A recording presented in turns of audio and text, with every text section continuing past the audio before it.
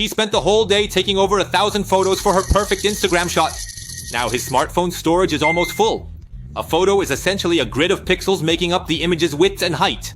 By recording the color corresponding to each pixel as a number, you can later reconstruct the image by reading these numbers and displaying the right colors. Each dot on the screen is displayed. The original photo file saves each dot's information by splitting it into red, green, and blue. This method usually encodes each of the 3 colors into 256 levels using 8 bits or 1 byte.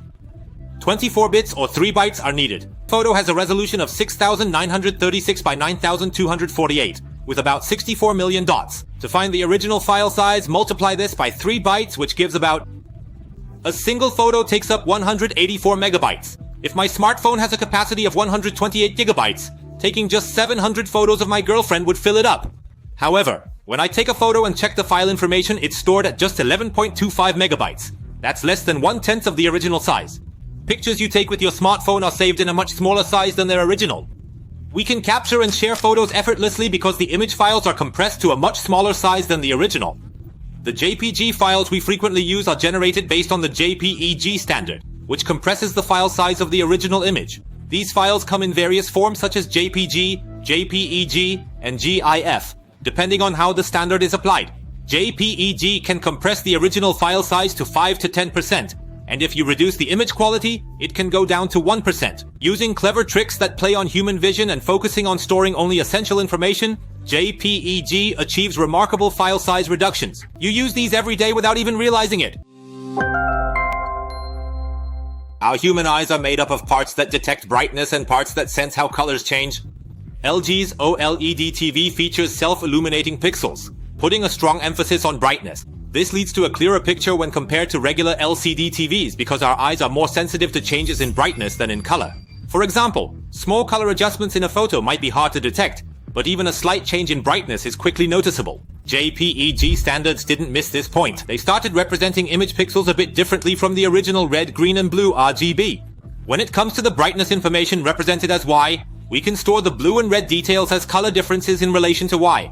By converting RGB to YCBCR, we can significantly reduce the data size because only the Y component is needed for black and white images. Additionally, since green can be recreated using blue and red, there's no need to send it separately. Sending it this way still uses 3 bytes per pixel, just like RGB. As I mentioned earlier, our eyes are very sensitive to brightness but less so to color differences. If we reduce the blue and red chroma information called CBCR, we might lose some original color details. However, the overall image quality remains largely unaffected. This method, using color information the human eye cannot detect, is called chroma downsampling. When implementing downsampling, the extent to which Y, CB, and CR values are reduced depends on the chosen reduction ratio and the specific data being minimized. Imagine boiling pasta and then straining it to retain only the noodles. By eliminating imperceptible details, we complete the first phase of JPEG compression. Now let's explore further. As we rinse the noodles with cold water and shake them off, they become more firm and elastic. It might look like Bob Ross is effortlessly painting, but typically artists start by boldly coloring the large sections of their canvas and then carefully add the intricate details later. In essence, a painting can be visualized in multiple layers, starting with broad strokes that gradually become finer and more intricate. Likewise, our photographs can be seen as layered images, ranging from the overall color impression to the minute details, creating a composite picture. It uses a mathematical transform called the discrete cosine transform, or DCT, from the University of Texas. When you apply the discrete cosine transform DCT to an image that has been converted to YCBCR, you can break down the image's features into different frequency components. Imagine starting with wide, bold strokes when painting a background and then moving to finer, detailed strokes. This method dissects the original image information into various frequency layers. By examining each pixel and its surrounding pixels, we can determine how often abrupt changes in boundaries occur. Typically, neighboring pixels in an image tend to have similar colors. In JPEG compression, an image is broken down into 8 by 8 pixel blocks. When the original image data is converted in this manner, both the average color and the majority of the major color information get concentrated in the upper left corner. Essentially, the significant details, which align with the low frequency axis, are gathered in the upper left section. The first number in the top left corner indicates the average color of the original 8 by 8 block, while the other values show how much they differ from this average. The high frequency components in the bottom right corner reflect the intricate details of the original image. This is where the principle that the human eye doesn't notice small changes comes into play. Using DCT, the high frequency components in the image data are discarded.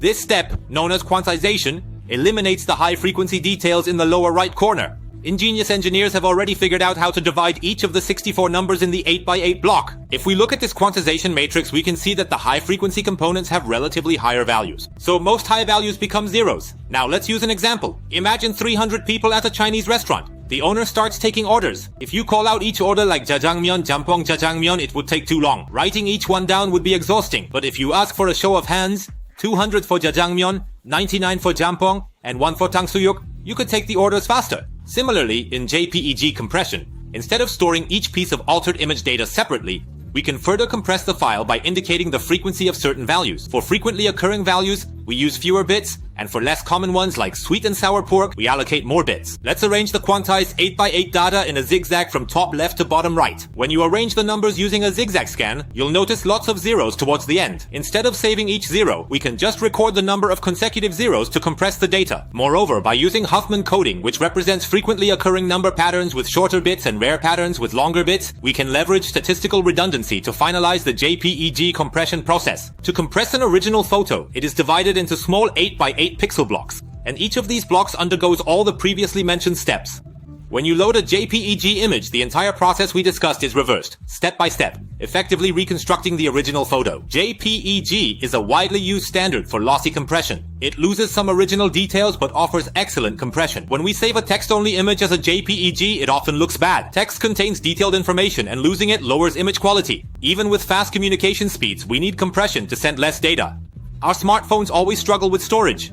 Image compression is more than a neat trick. It is essential in the era of the fourth industrial revolution and the metaverse. In this era, it's undoubtedly a crucial technology.